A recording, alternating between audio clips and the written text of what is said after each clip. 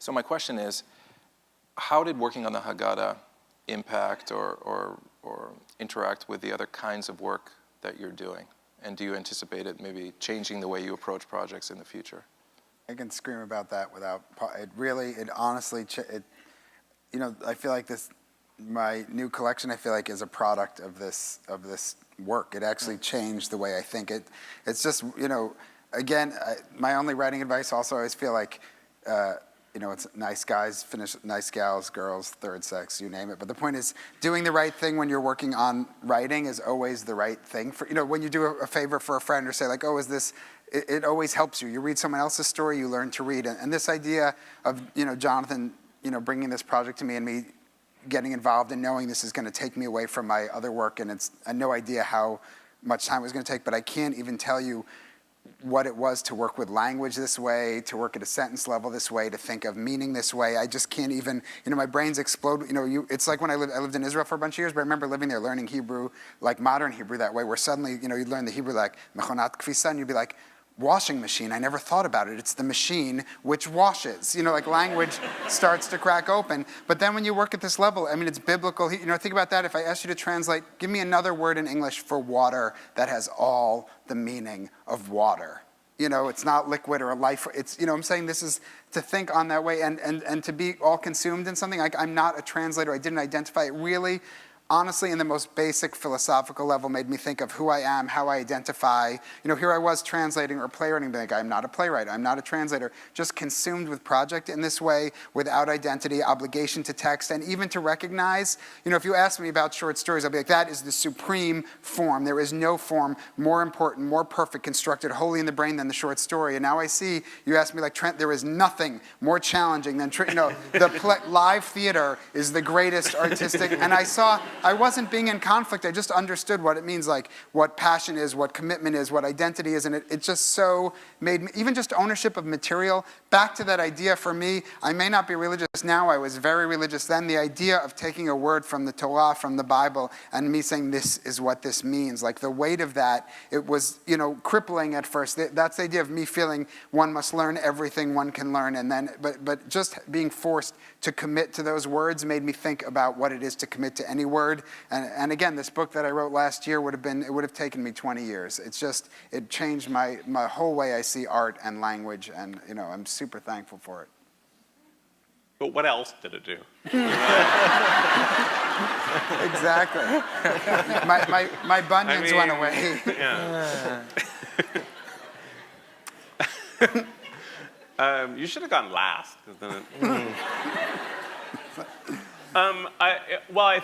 It was less explosive for me, but also writing commentary was not a project of many years. But it actually provided a whole platform for me. This new series that will begin in the fall was simmering with me for a very long time, and I knew some things about it, but I didn't grasp the structure of it and the format of it. And it wasn't until looking through my own Haggadah, as well as some of the texts that Jonathan sent me to start to do this, that it hit me. And even though I didn't write any commentary about the 4 questions, the new series is in the form of 4 questions. It's called All the Wrong Questions, and each volume is a question. And the idea of trying to ask the right question that will produce the answer that will illuminate the situation that you're looking at is the journey of childhood, right? It's learning what question to ask that will get the response you are desiring, but if you don't know the response you're desiring, you're always going to be asking the wrong questions. I mean, it's hopelessly abstract, but the new series, in a series of unfortunate events, Lemony Snicket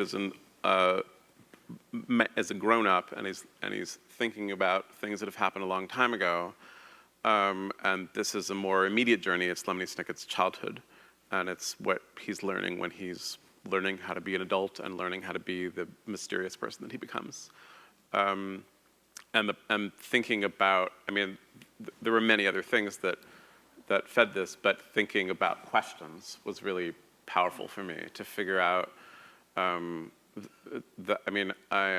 my sister, who's been a lifelong companion and joy for me, but certainly at all Jewish holidays, she and I were always giggling in the back.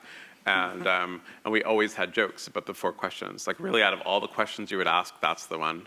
You know? Like, why on all nights do we either dip or not dip, and this time we have to dip? Like, that's what's unusual about the Seder? Like, matzah, okay. But, and even the translation we always had of the first question was, on all our other nights we eat leavened or unleavened bread. And we said, like, unleavened? You never eat unleavened bread. The whole question is ridiculous. You know? Like, the question really is, like, why can't I have a baguette right on the side of this soup? It would be so perfect. And to say, it's because we want you to think about suffering while you're having a delicious meal, right? And that if there's nothing but, if you only learn one thing while you got a Jewish education, to say, because we want you to think about suffering while eating well, right? That's Jewish culture in a nutshell. And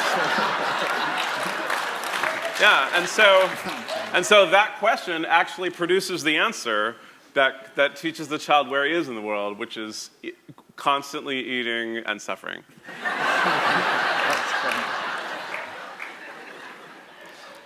Okay, it's your turn, Jonathan. Yeah. Those were 2 very good answers. I was just grateful for what I learned in the process. I mean, I read an enormous amount, and the nature of my reading changed. You know, I just didn't read many Jewish books. I mean, I read a lot of Jewish literature, but not works of Jewish history or Jewish philosophy. And in preparing for this book, I read a lot. And you know, it's like the library at my house changed really dramatically. And I'm grateful for that. And I have to imagine, I mean, it comes up constantly in my decision-making process.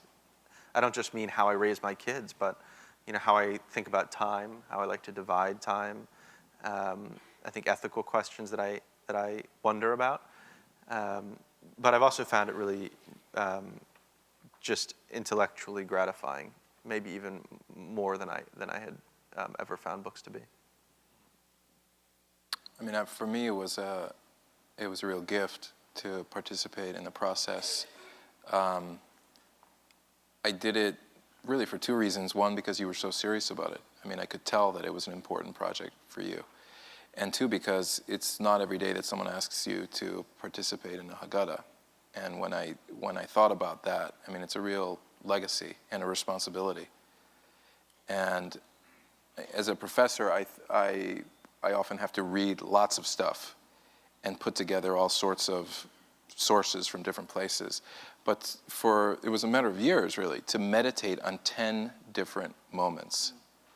And I'd find myself doing it at different times, just walking, going for a run, or sitting, whatever it was. And that was a really incredible experience to me.